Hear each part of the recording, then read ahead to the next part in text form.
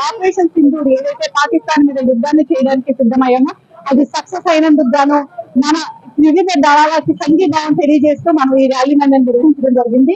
అయితే ఇక్కడ పార్టీ కులం మతం అన్నిటినీ మర్చిపోయి ఒక్క పిలుపు కోసం ఎన్ని వేల మంది జనం అనేది వచ్చారు. దాదాపుగా 5,000 మంది జనం వచ్చి వాళ్ళందరికీ కూడా సంఘీభావం తెలియచేయడం అనేది మన భారతదేశం యొక్క గొప్పతనంగా నేను భావిస్తున్నాను.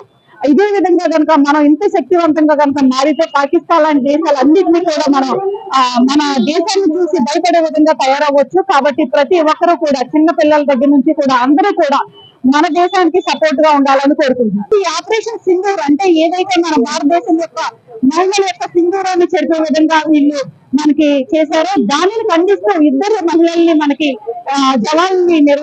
జవాన్లు పెట్టి మనకి సింధూరాన్ని ఆపరేషన్ చేయడం ద్వారా సక్సెస్ అవడం అంటే ఒక మహిళా శక్తిని మన భారతదేశం గుర్తించే విధంగా నరేంద్ర మోడీ గారు నిర్ణయం తీసుకుని వాళ్ళ ముందు నడిపించడం ద్వారానే ఈ ఆపరేషన్ అనేది సక్సెస్ అయిందని నేను కోరుకుంటున్నాను. మహిళగా దీన్ని చాలా గర్వపడుతున్నాను. అసలు ఇంతకు ముందు మహిళ అంటేనే ఒక వంటింటికి మాత్రమే పరిమితం అనుకునే అలాంటి మహిళలు ఒక్క 3 రోజుల్లో పాకిస్తాన్ ఏదైతే చేసిందో ప్రతి ఎత్తుని కూడా కయ్యెత్తు వేసి చాలా చక్కగా చాకచక్యంగా అనేది తిప్పికొట్టడం అనేది చాలా దేశం గర్వించదగ్గ విషయము.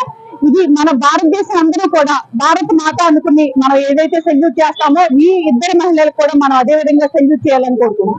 ఖచ్చితంగా చాలా చక్కటి స్పందన అయితే ఇస్తుంది. మన దేశాన్ని ఇప్పటికే చాలా రక్షక దళాలన్నింటినీ కూడా ఏర్పాటు చేసి మేక్ ఇన్ ఇండియా పేరుతోటి మనకు కావాల్సినటువంటి అన్ని వస్తువులను కూడా మన తోటే తయారు చేసుకుని అంటే మనకి రక్షణ దళాలకు ఏవైతే కావాలో ఆ వస్తువులన్నింటినీ కూడా మన ఇండియాలోనే తయారు చేసుకుని భారతదేశాన్ని ఇంకా పటిష్టంగా చేస్తున్నారు.